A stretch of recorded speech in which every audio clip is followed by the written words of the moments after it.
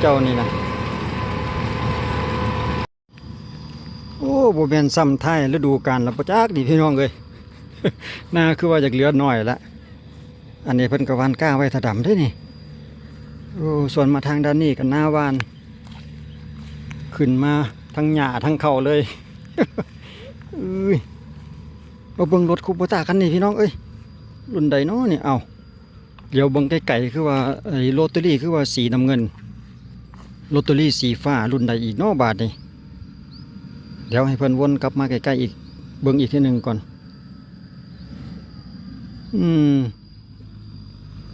พอโทคือว่าเดี๋ยวเบิ่งไกลๆคือว่าจากใหญ่ๆกระเทินว่าน้อยกับบ่น้อยรถคันนี้เดี๋ยวเบิ่งเราปั่นแบบปั่นโยโย่บ่ได้เอาลงเลิกหลายฮะนะสังเกตเบิ่ง6040มั้งคันนี้นะแต่ว่าโรตารี่หันคือว่าเป็นสีน้ำเงินอยู่นี่แหละแม่นนี่ดี M6040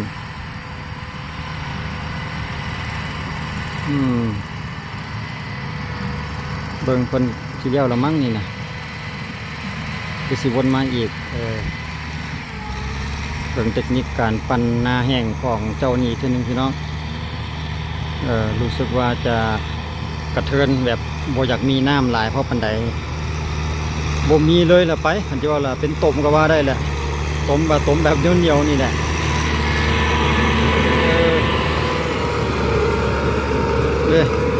แต่ว่าการละเอียดงามของเราอยู่เด้โอ้โรตารี่รุ่นใดนี่พี่น้องจากสีน้ำเงินแบบนี้นะคือว่าหอนแท้ดังวู้เลยหอนฟังเสียงหอนนะ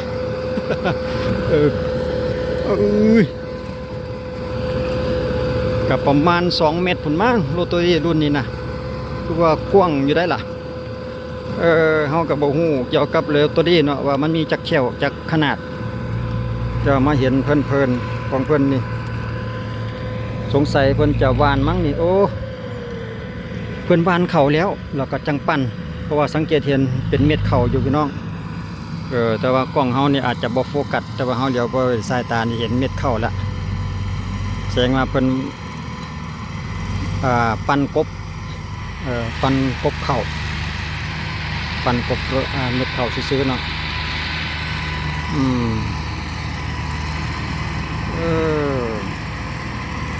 คิดว่าน่าจะซ้ำเพราะว่าเฉียดนี่แต่ยังอยู่แต่เท่านี้มั้งบ่มีหลายแล้ว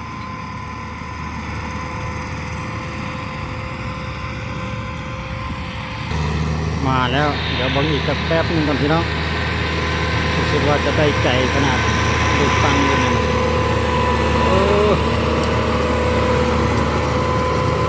หอนแท้แต่ว่าก็ละเอียดดีได้พี่น้องเดี๋ยวเบิ่งดินนี่ปู้ใจย่ายใจแต่ว่าโรตารี่นี่บ่แน่ใจว่าจะเป็นรุ่นใด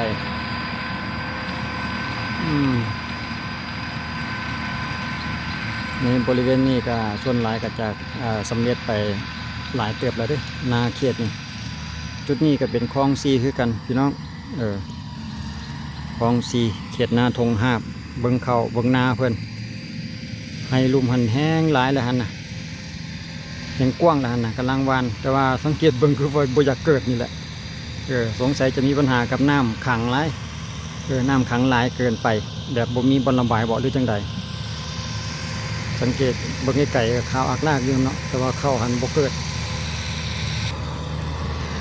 นี่เด้เราวานมาฮอดจุดนี้เห็นบ่เห็นเม็ดเข้าเต็มเลยแต่ว่าเราบ่ได้ถอยหลังเอาเฉพาะจุดนี้เนาะมันก็เลยเฮาก็ได้สังเกตเห็นว่าเป็นเม็ดเข้าฟ้า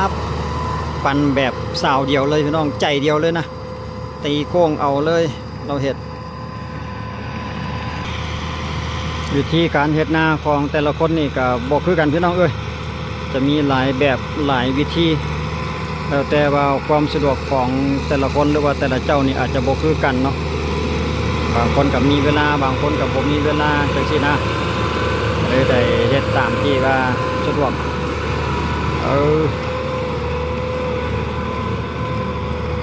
ตีโค้งไปเลยเราเฮ็ดไปโอ้ลอตเตอรี่เราก็ได้ใจอยู่ได้นี่โอ้แหละคิดว่าอีกประมาณ 2-3 รอบนี้ก็คือจีเรียบร้อยสำหรับนาเจ้านี่นี่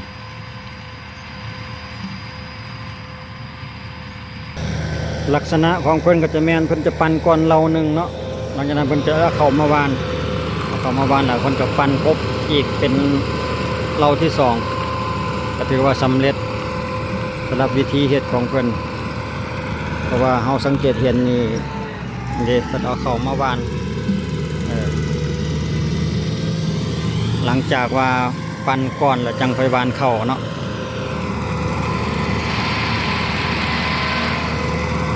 ตีโค้งเอาวับเลยแต่ว่าสังเกตบนปั่นรอบที่สองนี่รอบนี้ก็บ่ได้วางลงหลายเนาะแต่บ่ได้วางลงเล็กเท่าปานใด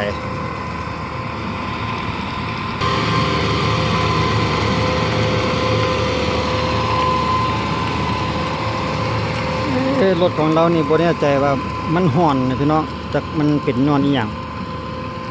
แต่ว่าห่อนนี่เฮาฟังเบิ่งคล้ายๆว่าห่อนคล้ายๆเป็นเฟืองรถนะเฟืองท้ายเฟืองอะไรนึงนี่แหละ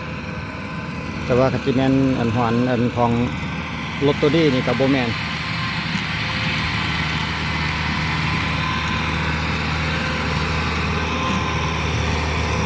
อันนี้ก็ M6040 คือกันพี่น้อง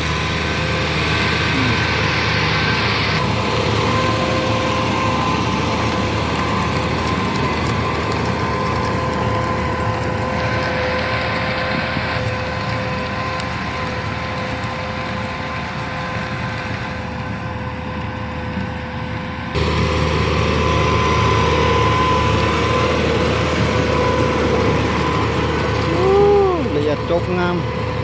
สำหรับเจ้านี่นะ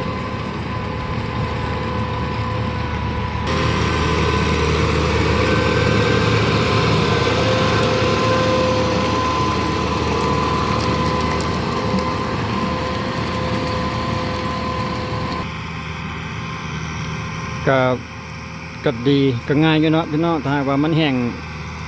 งเลยแบบนี้นะก็พอถึงว่าขนาดจะเป็นตมพอถึงขนาดเป็นตมเขาเรียวเบิ่งลงไปยางเมื่อกี้นี่กับพอดีนุ่มๆตีนนี่แหละคือว่ากับพอดีปั่นวานแห้งว่าท่านต่อไป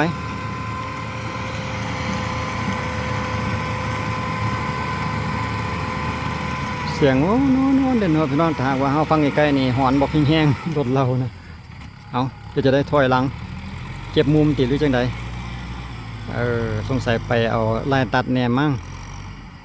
ตัดหัวงานน้อยหนึ่งมั่งหลายวิธีหลายสูตรมาแล้วบาทเบิ่งเรากี่เฮ็ดจังไดเจิดไปเลยมั่งหรือจังใดโอ้เจิดไปยาวๆเลยคิดว่าจะตัดมาหาหัวงานทั้งนี้บ่แม่น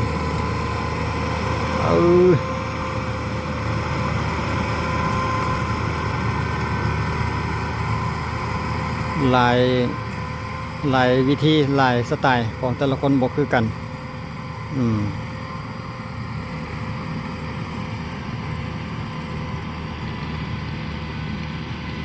เอาวิธีเฮ็ดให้เฮ็ดหน้าของทางสปป.ลาวมาฝากกันพี่น้องเลยโอ้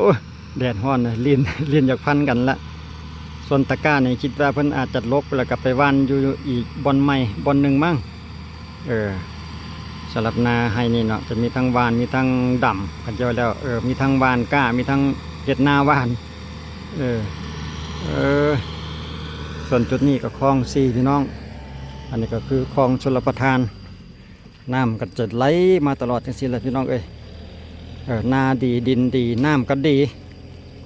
เพราะว่าจะเป็นนาปีหรือนาแซงมันจะมีคลองชลประทานปล่อยน้ำมาอยู่ตลอดส่วนไฮนี่คิดว่าน่าจะรอการดำมั้งจุดหนึ่งเป็นกระดำ คันเห็นจงแบบซี่นี่บ่ทันได้หวานแสดงว่าเพิ่นมีแผนการเพื่อจะทำการดำสำหรับนาอีกส่วนหนึ่งเนาะคลิปวิดีโอเฮานี่ก็จะมีแต่เพียงสำนี้แหละพี่น้องเอ้ยสำหรับบรรยากาศการทงไห้ทงนาอยู่ทางสปปลาวเอามาให้ติดตามรับชมสมเทียบกันกับฝั่งไทยอีสานบ้านเฮาเพิ่นเฮ็ดคือกันบ่อยู่คือกันบ่จังซี่นะเอามาให้ท่านรับชมท่านที่ว่ายังบ่ทันได้มาขอบเขตนี้เนาะให้เบิ่งว่าเพิ่นเฮ็ดจังใดแตกต่างกันกับทางอีสานบ้านเฮาบ่จังซี่นะกับคลิปวิดีโอนี่ก็มีเพียงแต่ทำเนี่ยแหละพี่น้องกับบรรยากาศการปันนาใกล้จะสำเร็จนี่แหละพร้อมไปด้วยตะกร้านาวานก็ขอบใจทุกท่านที่การรับชมไว้เจอกันในคลิปหน้าสำหรับคลิปนี้สบายดี